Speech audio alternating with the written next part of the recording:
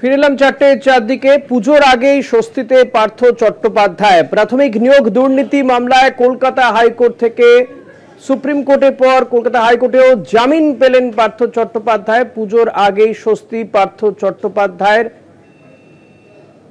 প্রাথমিক নিয়োগ দুর্নীতি মামলায় শর্ত সাপেক্ষে জামিন পার্থ চট্টোপাধ্যায়। এই নিয়ে আমরা কথা বলবো। আমাদের প্রতিনিধি পীযূষ কান্তি নাগ রয়েছেন সরাসরি। পীযূষ, পার্থ চট্টোপাধ্যায় পুজোর আগে কি তার জেল মুক্তি হবে? জামিন তো পেলেন। প্রাথমিক নিয়োগ দুর্নীতি মামলায় রাজ্যের প্রাক্তন শিক্ষামন্ত্রী পার্থ চট্টোপাধ্যায় শর্ত সাপেক্ষে জামিন পেলেন। বিচারপতি শুভ্রা ঘোষ জানিয়ে দিলেন যে তিনি এলাকার বাইরে বেরোতে পারবেন না, তার মোবাইল জমা রাখতে হবে, তিনি কোনো সরকারি পদে বসতে পারবেন না, এছাড়াও তাকে পাসপোর্ট জমা রাখতে হবে নিম্ন আদালতে, এছাড়াও সাক্ষীদের তিনি প্রভাবিত করতে পারবেন না, কোনো নথি নষ্ট করতে পারবেন না। মূলত পার্থ চট্টোপাধ্যায় প্রাথমিকে জামিন নিয়োগ প্রক্রিয়ায় জামিন পাওয়ার পরে তিনি ইডির মামলাতেও জামিন পেয়েছেন।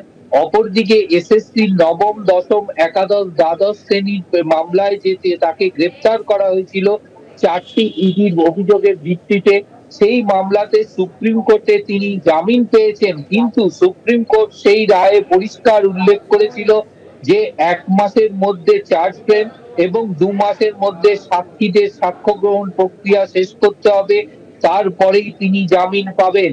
অর্থাৎ সেই 2 মাসের সময়সীমা শেষ হচ্ছে 14ই নভেম্বর। এই 14ই নভেম্বরের মধ্যে বাকি মোট 8 জন সাক্ষীর মধ্যে 3 জনের সাক্ষ্য গ্রহণ হয়েছে, 5 জনের সাক্ষ্য গ্রহণ প্রক্রিয়া এখনো বাকি রয়েছে। অর্থাৎ নিম্ন আদালত যদি মনে করে তবে তার জেল মুক্তি হবে। তবে 14ই নভেম্বরে পর্যন্ত পার্থ চট্টোপাধ্যায় যদি সুপ্রিম কোর্টের নির্দেশ মেনে নেন নিম্ন আদালতের বিচারক, তাহলে তার জেল মুক্তি সম্ভব নয়। তার কারণ 14ই নভেম্বরের মধ্যে ওই 5 জন সাক্ষ্য গ্রহণ প্রক্রিয়া শেষ হবার পরেই তার জামিন মিলবে।